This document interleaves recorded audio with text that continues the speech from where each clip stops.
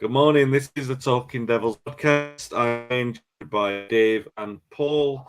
Who've already started laying into me before, and they've only been in the stream a minute, but they've already started bullying me before we've even kicked off. But it's all right. I love it. Monday morning.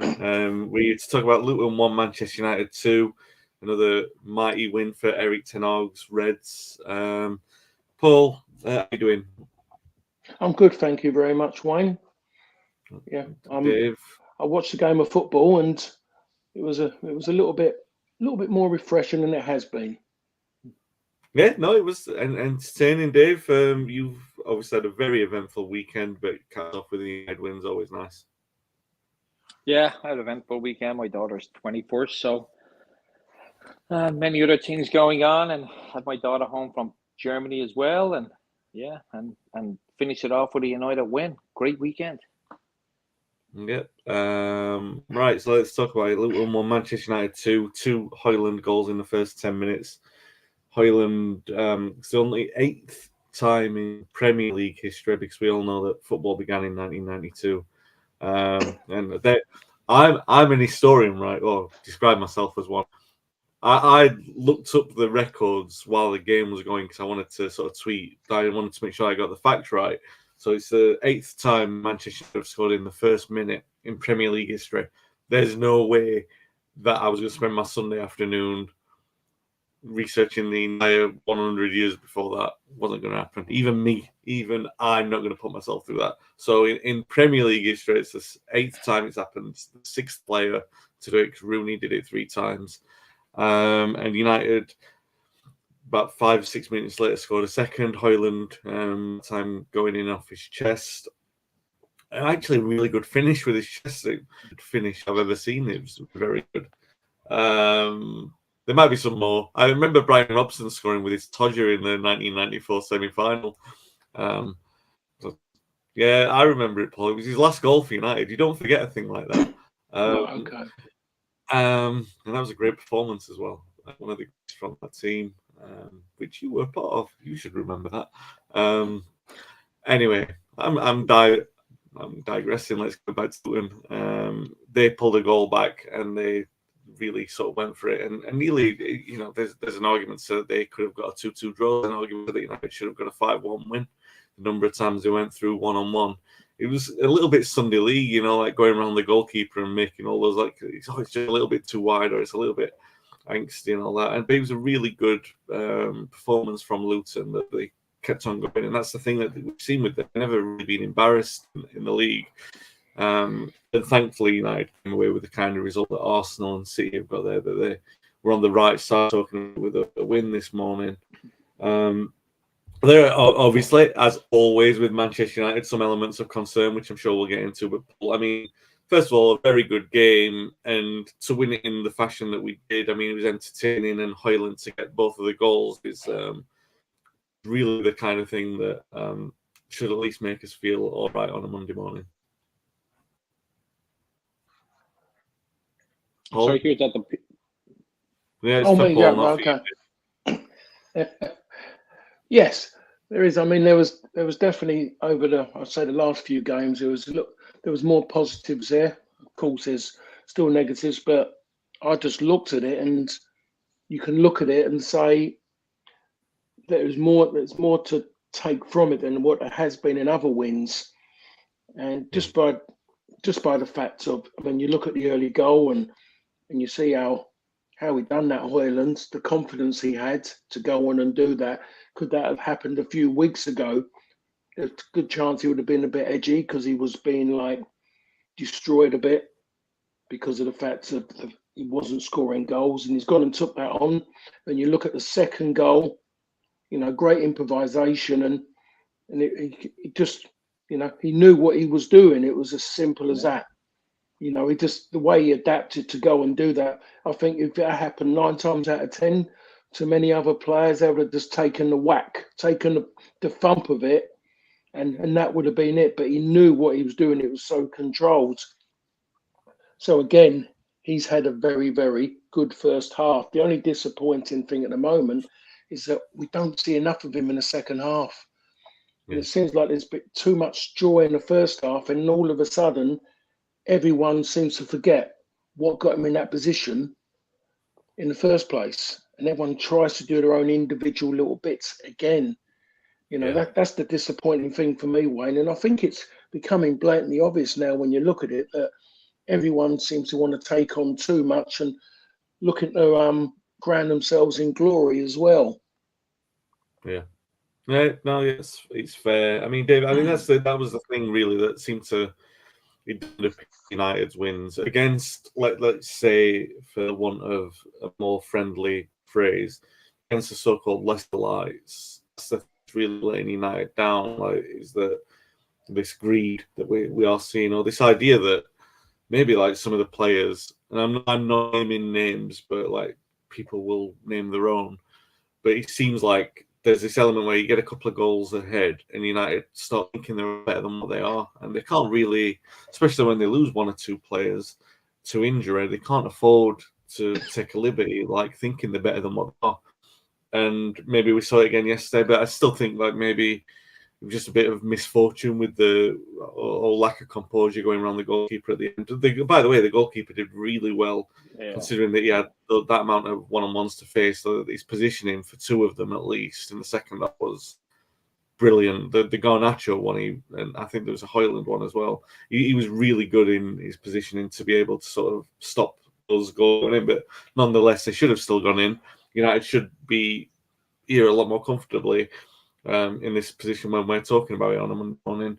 Dave, that's, I think maybe apart from the injuries, that is the thing, isn't it? It's something that you wonder, can it be coached out of this side? Can it be something that the players grow out of? But the players they seem too old to be growing out of it. It just seems an element of like greed takes over and they all think that they're all going to get the names on the goal scoring sheet instead of helping United to a bigger win.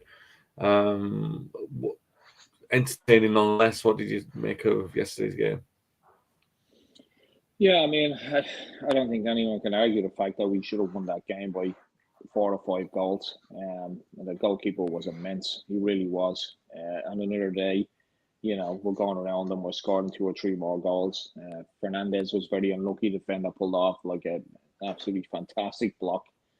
But when I was watching the game yesterday, and we went 2-0 up, I kind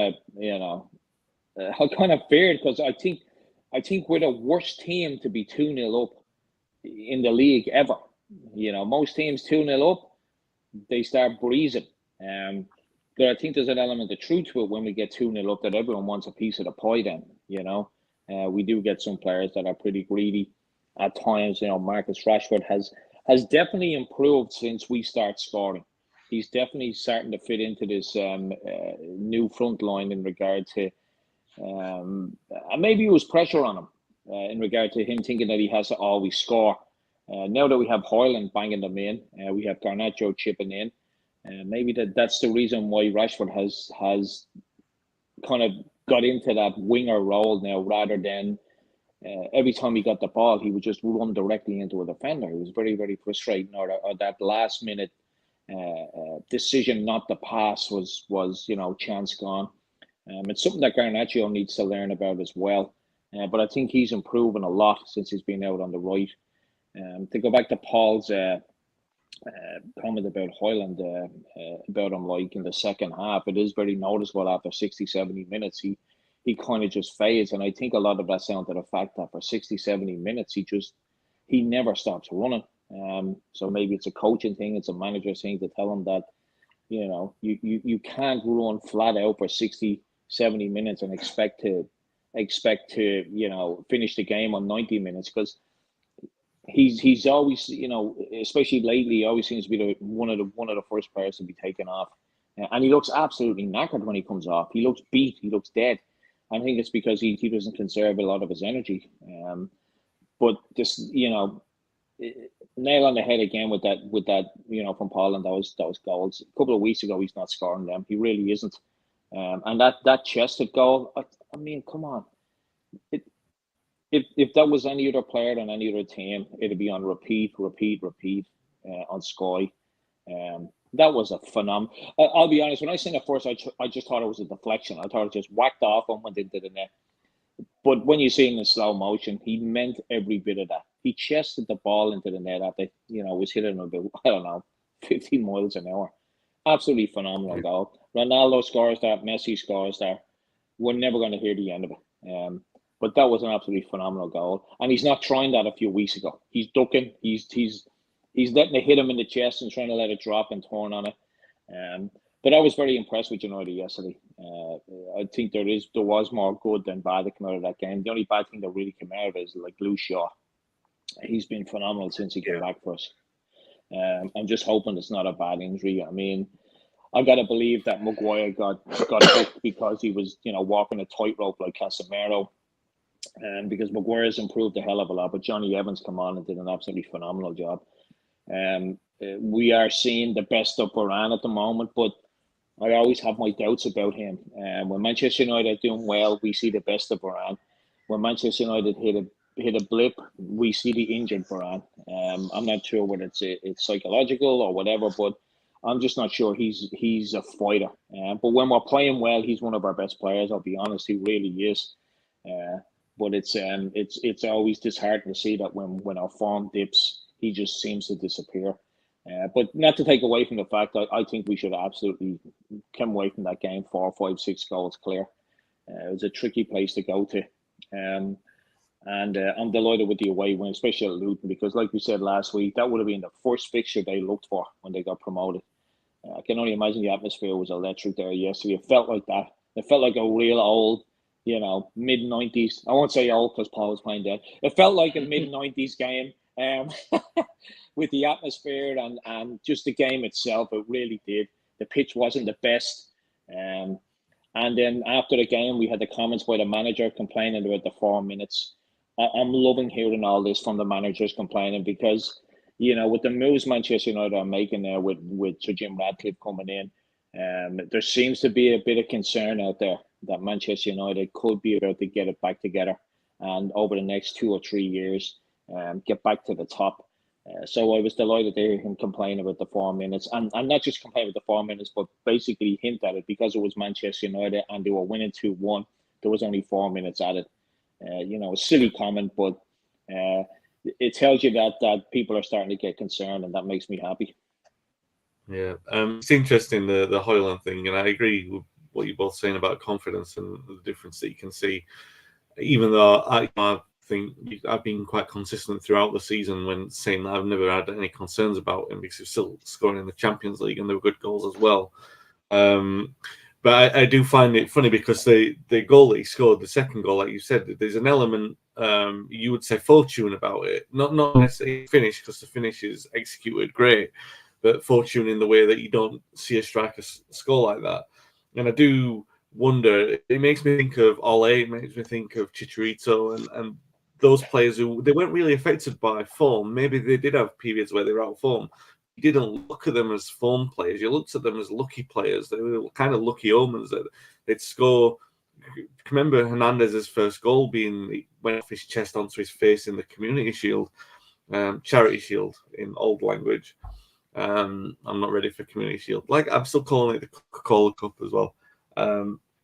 But yeah, like Ole would score goals like that as well, and you want Højlund to be that kind of player, really, but you want him to be more than that because he's leading the line for United, and a part of why he looks knackered is probably because of the fact that he's the only one asked to be leading the line, and it's a lot of work for him to be doing, especially considering that Garnacho and Rashford are renowned pressers. It's a lot to ask, but he's coming up with the goods at the moment, and as long as he's doing it in the first half, then at least we can sort of relax it in the second. Got a question here. We've got some comments coming in, so I'll come to them quickly. Jock Zacharison says, what do you think in the dynamics of the team that's causing this selfish streak? The team looks to put in a shift, but is there a lack of team spirit? It's an interesting conversation point. I guess we should touch on it quickly. Like, so we've all mentioned it. We can all give our opinions on it. In my opinion, I would say that United over the last 7 years have been in a position where the better players in the side have been rewarded with fat contracts and being elevated to an ego status where you might look at that player and say they probably wouldn't be in a great all-time United team, but they're earning more money than any Manchester United player in that position ever has. They are elevated into this worldwide profile in a way that a lot of players haven't been, because United's status and the Premier League status elevates them into that area. So they've got the ego of being someone who's won a Premier League by 6 or 7 times. And when you have that in a team that's growing and developing in this way, again, you're going to find that you're going to have a contrast of players who are keen to learn and eager, and then the ego will take over when United are coasting or look like they're going to be coasting in games. And I guess that kind of thing, it's difficult because it's a modern problem. I'd love to have seen how Fergie dealt with it.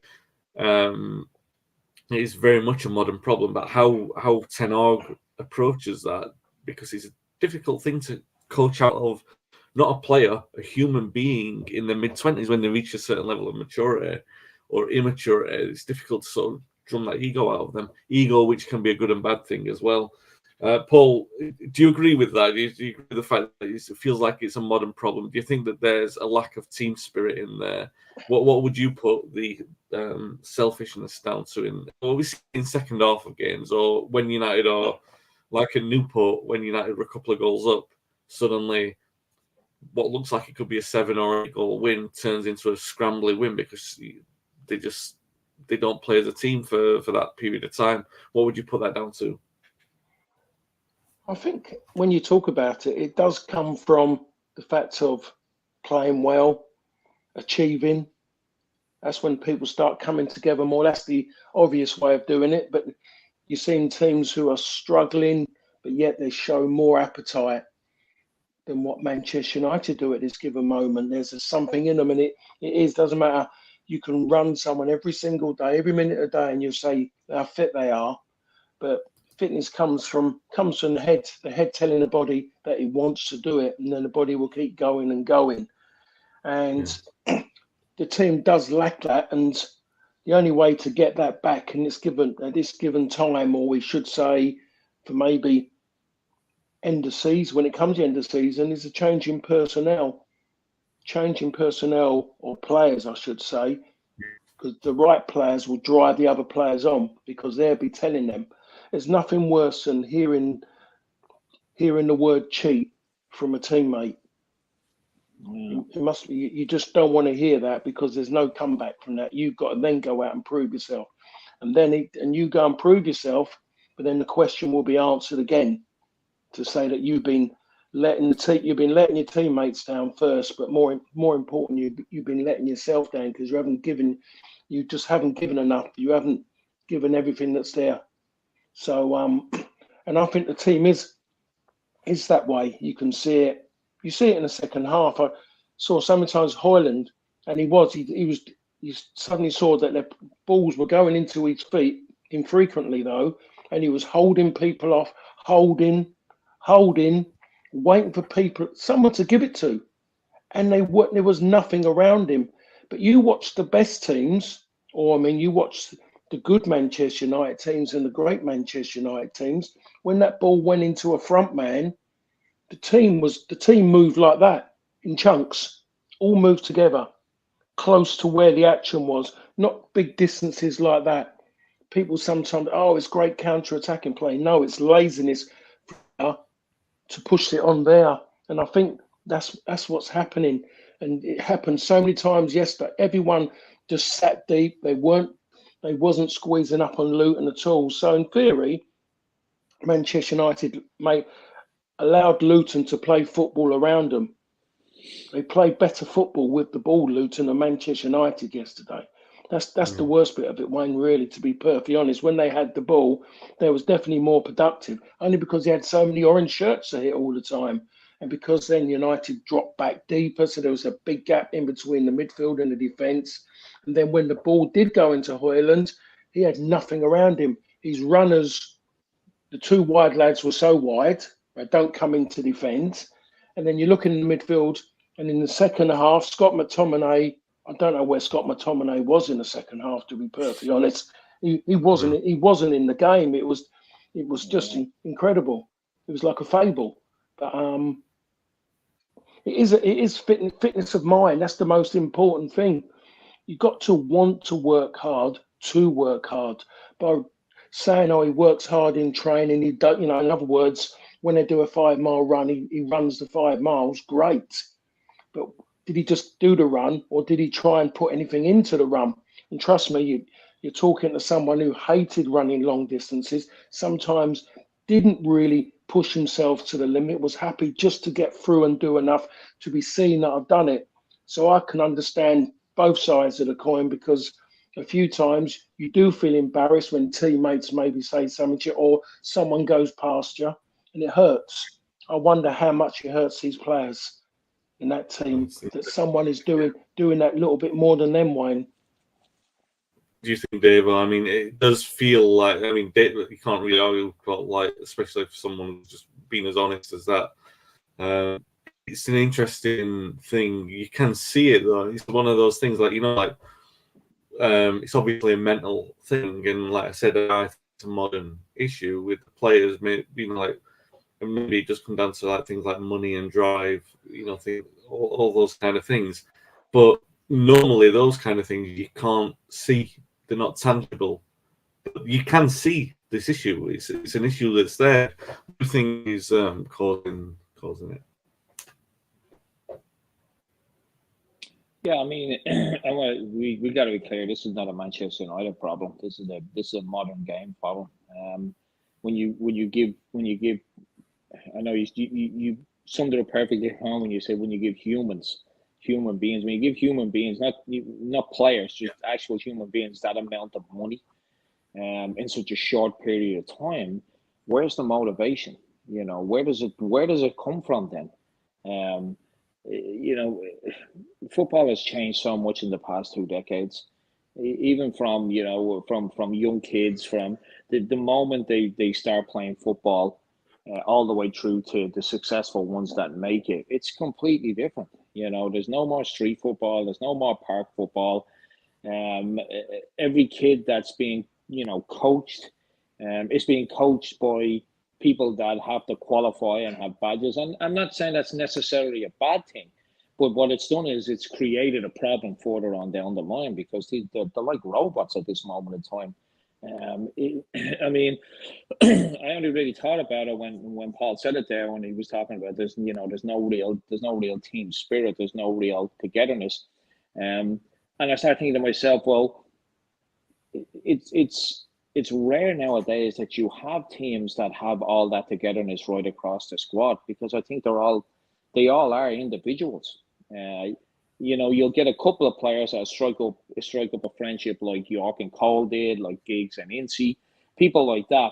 But you don't get it as a team anymore, because I think these guys are so in a bubble in themselves that, other than PR stunts at Christmas to show a team out in fancy dress at a pub that's all orchestrated, you don't see that anymore with clubs. Teams are just not together the way they were 20 years ago. But it's modern football has created that, I'm afraid. And then you can't just flip a switch and change that as soon as they cross that white line to be a togetherness there. There's just not. There really isn't. And it's down to the fact that there is no incentive there. Average players are making, they're making tens of millions a year, through their salaries, their sponsorships, their image rights. They're just making so much money. Where's the incentive? There's none. There really isn't an incentive.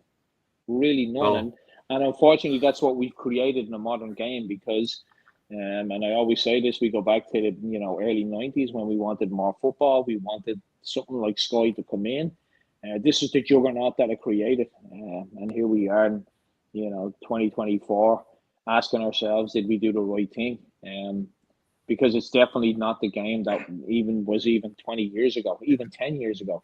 There's not enough players around nowadays that really want it, because they're earning so much money. I mean, I would even imagine, the players at Luton are on, a very tidy package after coming up to win bonuses and promotion bonuses and all. There's just no incentive there to do well, and it shows on the pitch. And like I said, it's not a Manchester United problem. It's a it's a problem across the board. I mean, when you think back to Arsenal last year in January, they were going around as if they'd won the league already. It was absolutely ridiculous in January, and there's just no. And the manager allowed them to do that. I watched obviously that Arsenal documentary when it was on I think it was Amazon or whatever, and it just lacked any personality. It was like ridiculous. It really was. It was silly to see inside that dressing room about how modern managers and modern players behave these days. It's absolutely ludicrous. There's a falseness about it. But yeah, it's not a Manchester United problem. It's a football problem, I think. So. Yeah, well, no, it is a Manchester United problem if they want to solve it and move forward. Because I mean, if it smells like team spirit, as Nirvana once told us, then you've got a greater chance of reaching that Nirvana. I say this as a non-Nirvana, not anti-Nirvana. Everyone wants to reach the Nirvana. Why am I saying this so often? It's just shut up and keep moving on to the next part. Talk about money and loyalty. By the way, good evening, Tony from Australia. Looking forward to catching up with you when you're home at Tony Park there, Manchester United youth historian, the gentleman who uncovered the facts of United's run of having a youth team player in every first team squad since dinosaurs were roaming the earth. Not that Tony was there, most certainly not. Let's talk about loyalty and money in football. Dan Ashworth, as John says in his comments, what does Paul think about the Dan Ashworth news and his potential incoming? Well, let's talk about this. This morning, they're talking about fees for Dan Ashworth to come to Old Trafford of between 10 and 20 million pounds. Now, if we're going to do this, like, I'm loyal to Manchester United. I love the club, right? I consider myself a writer, amateur historian. But if another club wants to transfer me for a couple of years to be their historian, they can offer me £2 million, and I'll quite happily spend 2 years being an historian at another club. Dave, I'll come to you first on this one. Obviously, Dan Ashworth is the name that everyone's talked about because of his great work at Brighton, and I guess he's done some good things at Newcastle. It's difficult to know because their progress is so strange, really, considering the money that they've got and the FFP regulations and everything like that. It's difficult to really determine how good a job he's done up there. You would say some of the recruitment has been smart, but the real success story is what he did at Brighton. So he seems like he's the obvious coming for the role that he's coming in for. The appointment itself is, I mean, I'm going to presume you would agree it's a very smart move, but the secondary conversation about the fee for it is just ridiculous. And Newcastle, of all clubs, to be doing that, considering the way that they got him, it seems a bit of a nonsense. What do you make of the appointment, the proposed appointment? I mean, yeah, it's listen. We all know that the football inside of Manchester United has been just left to die for the past 10 years since Sir Alex, 11 years now since Sir Alex moved on. The business side is where the Glazers concentrated everything in, and I know we have harsh words to say about a lot of the guys on that side, but they were top of their class for what they were brought in for. They really were. We can't argue with that. Year on year, revenue was up, record revenues. And that's not me patting the Glazers on the back. I'm just pointing out a fact that that's the side of the business they concentrated on, and they let the other thing just die. So Jim Radcliffe has come in. Part of his, as we all know, part of the agreement was that he would take control of the football side, and he's made a couple of very, very smart moves right out of the gate. He's building a team like it was built on the business side, and this is really, really exciting stuff. You are right. Answorth, his Brighton days, they're still seeing they're still seeing the rewards for that today. He hasn't been at Newcastle relatively that long to start, putting a stamp on it. And it's just gamesmanship by Newcastle, really, isn't it? Newcastle, since they got bought out by a state, they've had this fixation with Manchester United that they're rivals, and they're trying to do everything they possibly can. I think in the dark corridors of St James's Park, they may even see this as a way to again try and prove that they are up there with Manchester United, by making a demand for one of their key people that's that basically works in the background. It's gamesmanship. It's no surprise, but I'll guarantee you that's the silver lining that they see in this, is that let's ask for a fee from him. We're Newcastle United. We can ask for a fee. It's ludicrous. It's stupid. Where does it end? We always say that we bring this up every now and then on the pod that we really shouldn't know referees' names. We definitely shouldn't know people from VAR, and we shouldn't really be knowing people that are on the board. I mean, you go back 20 odd years ago, you knew the chairman, and that was it. Maybe Morissette what was that guy's name? I forget it. Morris Watkins, yeah. You knew about him because of his dealings with Manchester United, Cantona, so but that was it. Everyone else never heard of. Now they're asking for fees for people like Dan Lansford. It's definitely a silver lining for Newcastle, for Manchester United to be coming in. That's their silver lining, in my opinion, is that now they can stamp their foot down and go, hey, if you don't want them on gardening leave or whatever length this contract is, you got to pay for them. But 10 to 20 million. I mean, if I'm being positive about it, just pay it. Be Manchester United. Just pay it and say 20 million, nothing to us, and then just move on. Because 20 million with what he did at Brighton, what he's potentially doing at Newcastle, 20 million will be nothing in 4 or 5 years' time. And at the end of the day, we're Manchester United. We want to get back eating at the main table of titles. This is what we got to do. I just hope that we don't do, and I don't believe we will, don't turn this into a transfer saga like we normally do, and drag it out and make a complete farce of it. And then you've got a guy that's probably going to come in with a bit of a chip on his shoulder and thinking, why didn't you just pay it? I'm worth it, bring me in. I'm all for just paying it. Just pay it, get it done, move on. It'll be a finger in the eye for Newcastle if Manchester United just go ahead and pay it. It is ridiculous. Yeah. I'm not saying it's not. It's silly. But just for me, it's an area that we clearly so lack in. We really do. Ten Hag seems to be behind it. He seems to be confident of it. But I would just pay it and move on. It is dumb, but pay it and move on. I'd be interested to see. I'm just going to come to a couple of comments from Tony, but when he says that fee is ridiculous and classic United tax.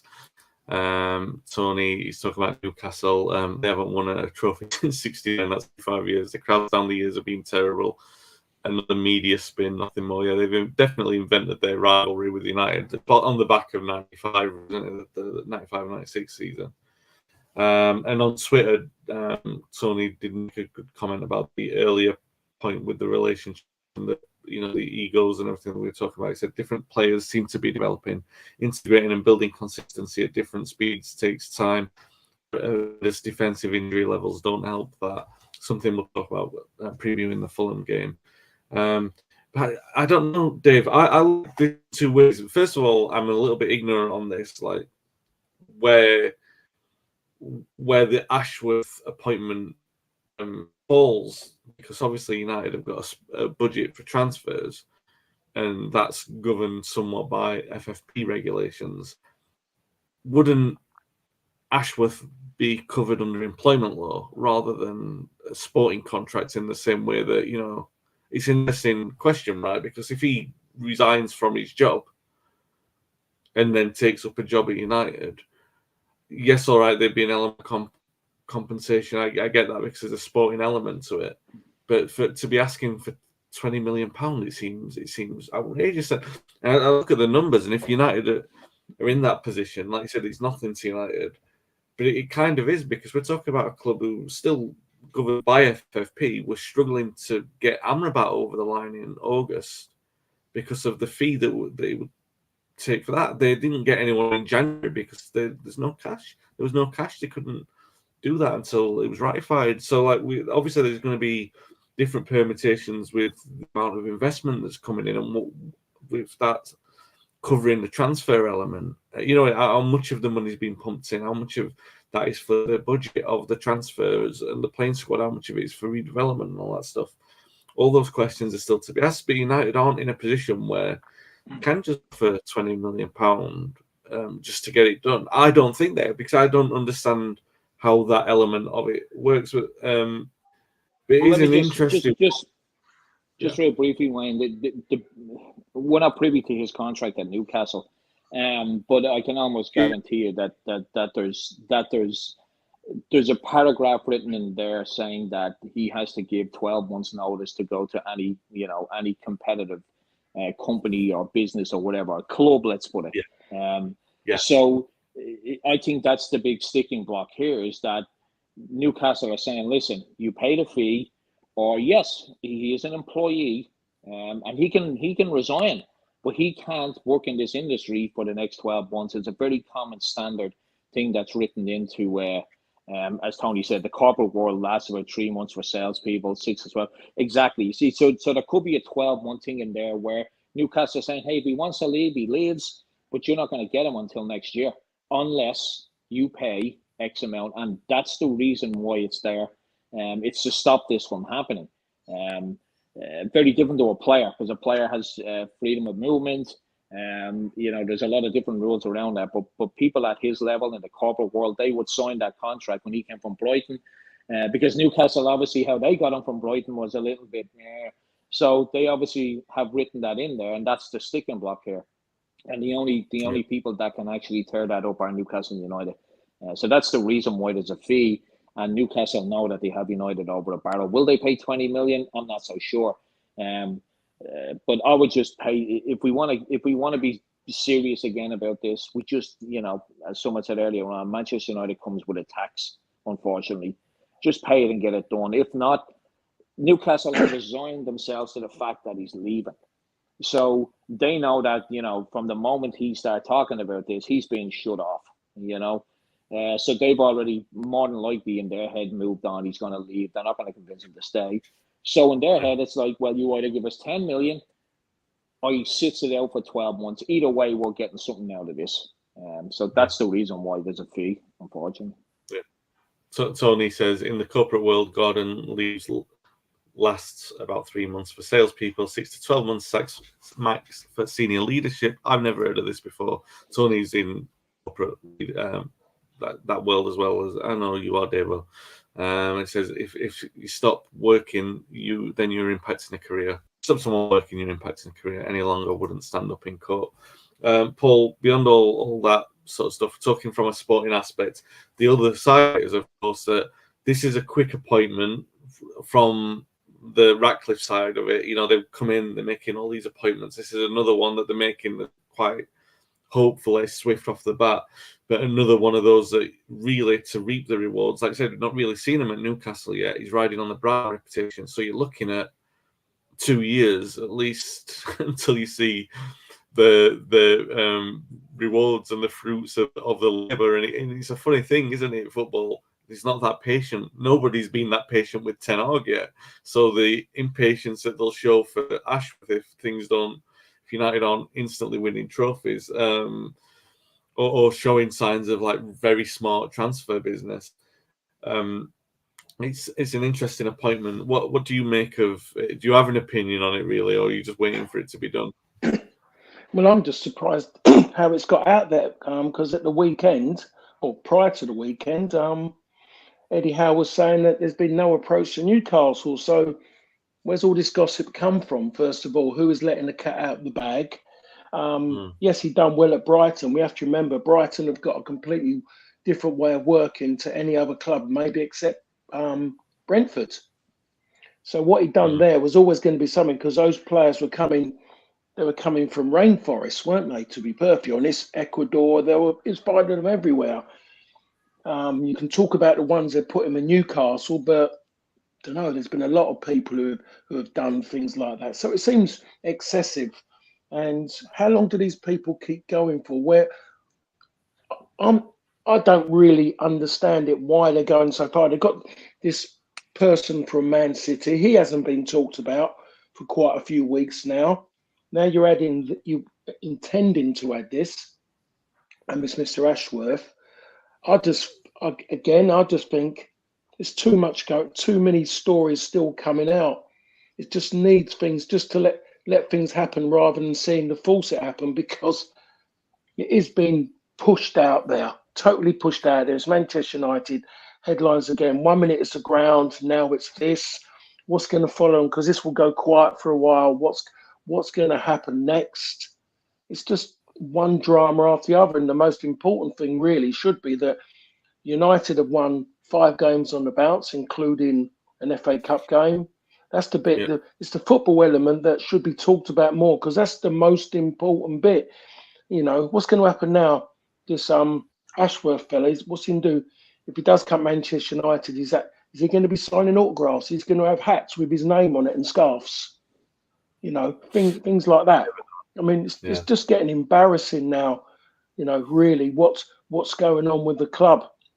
So for me, you know, Ten Hag is always going to be nodding and agreeing with things, because he mostly loves his job. He wants the best part. He wants all the best tools possible to do a great job, because he knows if he does a great job at United, it cuts above everyone else without a shadow of a doubt. So he's going to nod his head to everything or say no when he should be saying no. So they can write about that one as much as they like, because we all know how that works. So I don't know how he worked at Ajax. He would have had something similar, but not the drama. Now, you know, they must be signing out, because all these clubs mention these people with these great jobs they do. You don't know them, but all of a sudden they want to put them out there and make them big names. You know, it's just, I just think it's farcical now with the way what football's becoming now. It's become something so easy, which was a working class game played and watched by working class people. So now it seems to be dragged away from them. Now they want to put it to middle class and the snob class, try and make it as complicated as possible and take it away from where it's come from before. With all these other people coming in wearing collars and tie, and think that's going to make a difference in the game of football. It's shocking. Yeah. Well, there you go. Paul has said his piece, and I tend to agree. You know, there's tend to agree with the overcomplication of it. But you know, Ashworth, in terms of his work on the recruitment side, I did say, like, you know, I'm talking about 2 years. Tony says they all work for IFAB. I said two years, but I mean, Ashworth was in post from, it was like 2019 to 2022 at Brighton, so you did see the impact pretty quickly. Do you know what I mean? And nobody can deny that he had an impact there. But Brighton, like you said, are a well-run club like Brentford, and you see the impact of the work of all of those people. So it's not just down to one individual. There's Ashworth probably himself. There's another player that we'll talk about at another time, someone who did play the game, who Paul would have been very familiar with playing against him, Jason Wilcox from Southampton, who was an old Blackburn winger in the title. He won the title with Blackburn, didn't he? He was there. Would have played as Paul many times. But we'll talk about him in the future if and when that appointment happens. Interesting to talk about the Ashworth thing nonetheless, because it has been big news of the last week. And like you said, the other thing, Paul, like you said, like the other appointments, like the City guy, everything was kind of like done. It was done, like wasn't leaked. And I think some people, understanding that it's big news, have sort of tried to get their noses in the trough, like Romano. So, like, tell me when there's going to be different appointments and such, because it's all about getting retweets. You got to get them retweets and clicks. You should say that we're in the business of doing that on this podcast, technically, but we're not sensationalizing it. It's nice to have you with us. It's nice to have you listening to us. We're not going to sensationalize or start slandering people for the sake of it. Right, okay, so let's talk about Fulham, Old Trafford this weekend. Dave, you're going to be there. Paul, you're going to be there as well. They won away on the opening day at Everton, but they've not won away since. There are goals in their team. They've scored 5 goals a couple of times in the league, but they don't look great away from home. Ten Hag yesterday said a very interesting point. He was asked about whether or not he was confident about the latest run or whether or not he felt it was fragile. And he said he felt it was fragile. And I can understand where he's coming from, because United started yesterday and they had that balance and you thought they look like a proper team, but then Shaw goes off. I don't think he's been as good as you think he's been, Dave, but where he's been impressive is that the team's had balance. And a natural balance, United have been able to play a lot better. But we are playing this very precarious game where we start well because we've got just about a fit side, but then the numbers start dropping, the performance starts dropping. Casemiro picks up a yellow card, Maguire picks up a yellow card. They both have to come off, and the style of the game has to change, and all those things that come into the natural thing, like you were saying earlier about Højlund being tired. All of these things start to impact because United have got a pretty, as Ten Hag says, fragile framework to work. So you've got to kind of hope that United get enough goals ahead that when the injuries start to happen during the game, or when Casemiro picks up his yellow card, because it's going to happen every time, that you're in a strong enough position that the inevitable comeback doesn't hurt United so much. That seems to be the way that they're playing at the moment. Paul, you obviously from one of your old clubs, a club that you look out for quite a lot, so you're going to be more well versed in them than what Dave and I are. What are you expecting from them this weekend, and what do you expect from United in return? Well, I was there when they played. I was just recently watching week before last. I was trying to think who it was. Yeah, Fulham v Bournemouth. I was at that game, and Mooney's up front had maybe the best centre forward performers for Fulham since they lost Mitrovic. He scored 2 goals in a game, and he never stopped working. I look at them, and they're always going to try and play football without a shadow of a doubt. Defensively, they do rely on maybe their oldest defender in Tim Ream. He's, I think he's incredible. I really, really like Tim Ream. Hardly makes a mistake. Very, very rarely. But I think coming back now, they've got Calvin Bassey will be back now. I don't know if he played the weekend, but Calvin Bassey will mostly be back for that game. Fullback areas. Depends if he plays Tete or the Leicester boy. I've forgotten his name. The Belgian boy. I've forgotten his name. But they're not that great. They will, as I said before, want possession, want to play lovely football. If Tom Kearney plays 9 times out of 10, I would say, and we mostly see it the weekend, that the reason why they struggled, they didn't get what they were expecting because they got beaten by energy. Tom Kearney can't move. He's good with the ball at his feet. He's very much like a 40, 50 years ago, he would have been a Tottenham player. He would have been a Glenn Hoddle. The way he moves, everything about it. But when it comes to anything dynamic around him, he can't deal with it. Cannot deal with it at all. So normally I would say you got to get in around and move the ball quickly around him. But I'm talking about Manchester United. They don't do that. So Fulham will come there and they will enjoy good possession again because United don't work hard enough without the ball. Fulham are very good with the ball. Muniz will run around, will cause problems for the centre-half because he's honesty. Out wide, De Cordova Reed, flats to deceive. He scored when I was there, but didn't see him again in the game. But they might play Harry Wilson, who'll be more of a threat. On the other side, they've got Robinson, and Fulham's best player is Willian, whatever they call him. He is their biggest threat offensively, without a shadow of a doubt. So it needs Dalot to have his defensive head on. And Willian works back and he works forwards. But when he gets in and around that box, 9 times out of 10, he gets a delivery in, and they will deliver. They won't fanny about and threaten. They'll deliver. So it's about that. It's about on the day, really.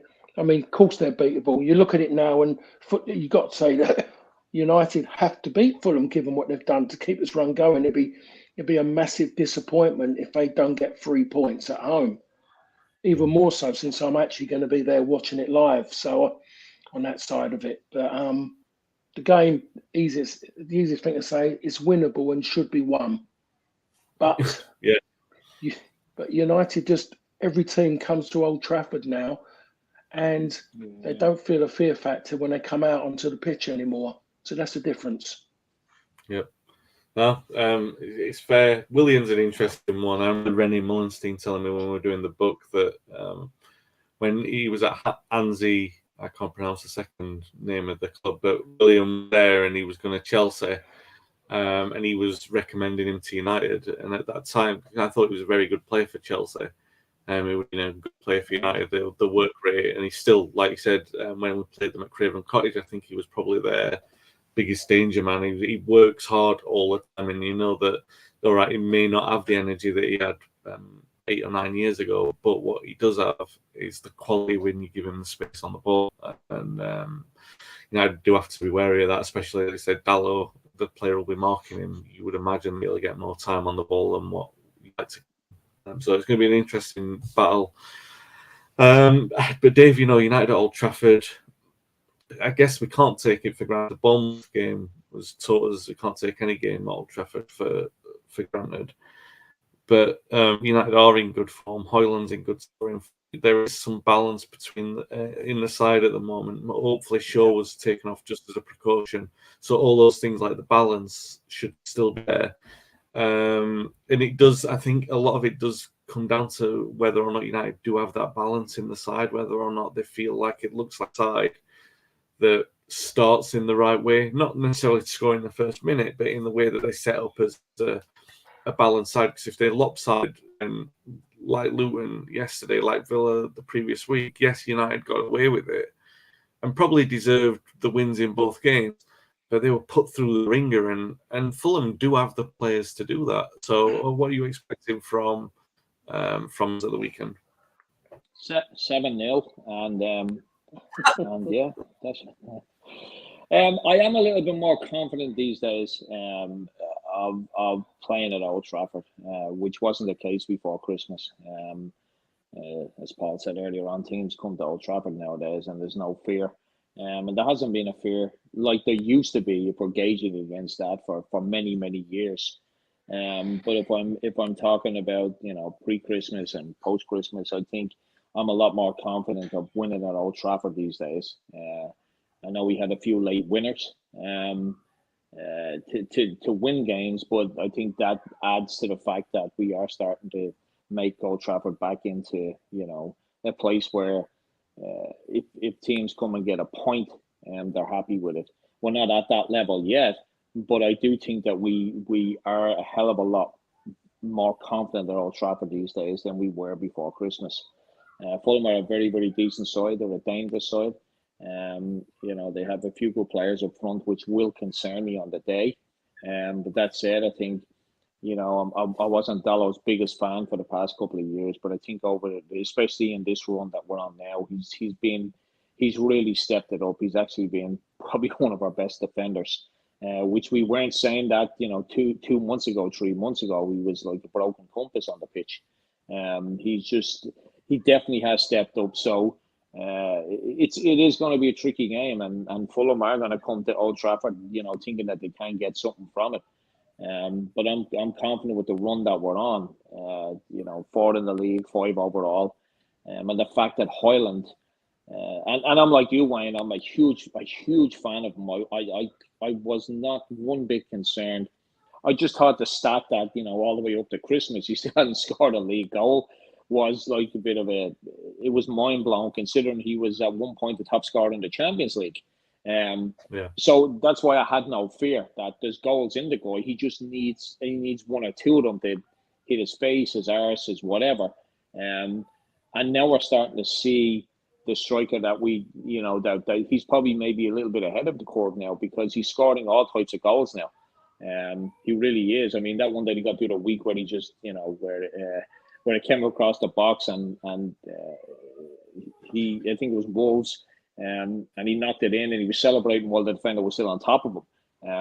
It shows you how much this game means to him right now, and I got to imagine that the stress and the relief of scoring now in the past 5 or 6 games he's on cloud 9 right now, and everyone knows that strikers, they just, confidence is just everything to them, and once they have that confidence, they're scoring goals like he did with his chest the weekend, which was phenomenal.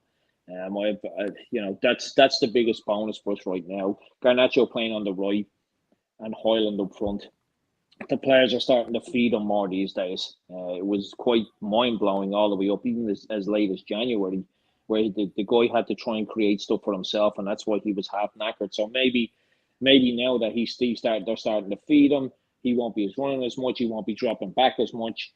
But I'm confident that we will win. So yeah, I'm a lot more confident at Old Trafford these days than I was before Christmas. And I think, being on this run, 5 games on the bounce, I don't see Fulham stopping that at all. Yeah. Well, and as well, the other key thing as well is, and we may not have, been happy about it at the time, is, going out of Europe now, we're playing 1 game a week. That's having a huge effect on our performance as well, and our levels of performance. You don't want to go out of every competition just because you want to play better in the league. And that's only a good thing if you're top of the table, and everyone knows that the Premier League is far superior than winning the Champions League. In my opinion, I think a lot of people would agree.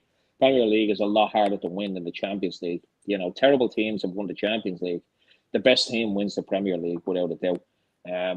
So it's only if you're in that mix that it's a real added bonus. But I think for us in our current position, the way we are as a structure, as a team, down to the bare bones, even past that at times, playing 1 game a week has definitely helped Manchester United. It really has.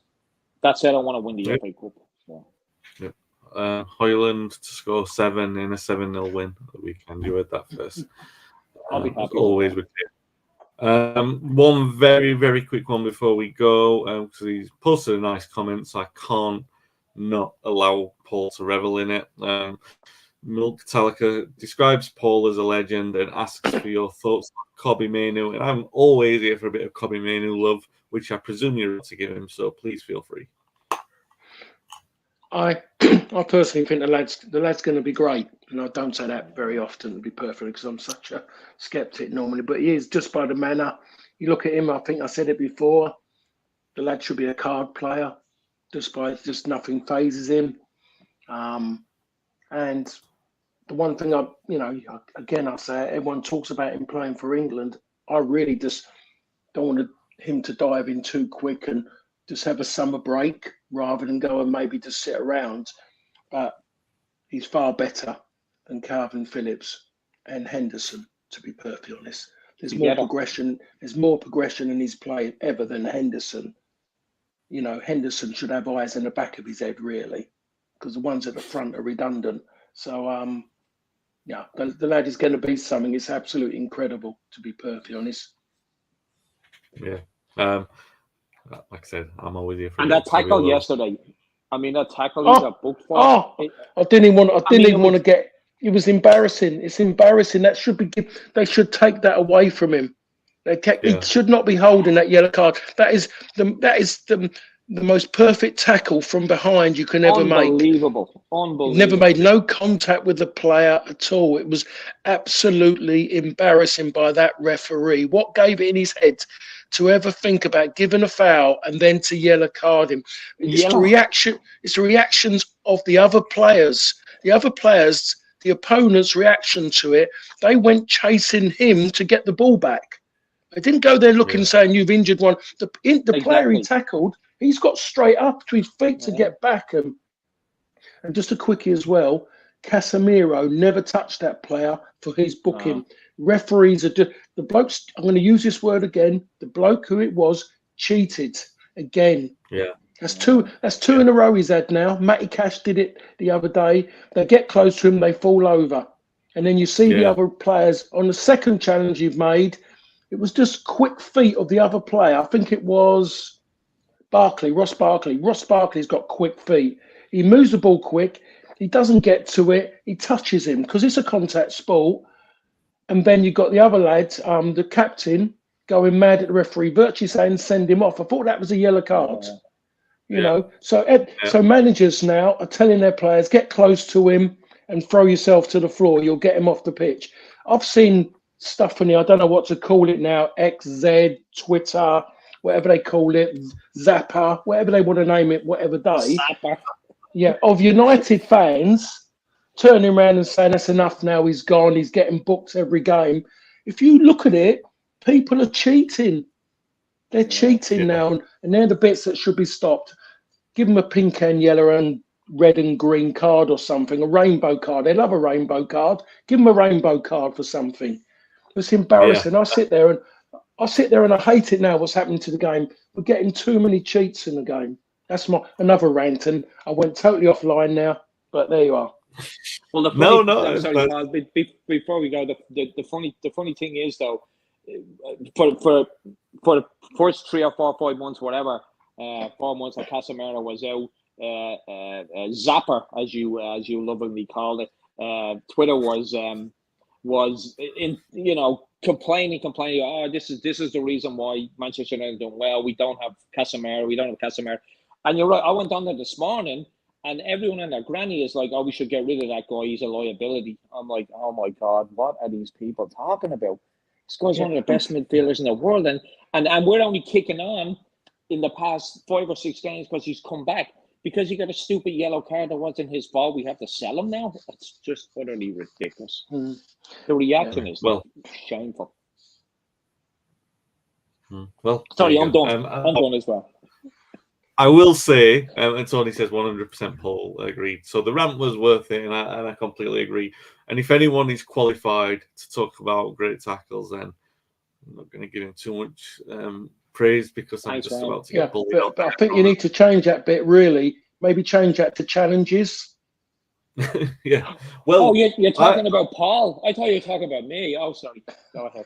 I'm sorry. Yeah. No, I'm talking obviously I will end with a compliment that Paul was obviously the tackler of his generation. So if someone's going to praise Kobe Mainoo for perfect tackles, then Dave may be qualified. I don't know how, but we can defer to Paul's judgment on that one.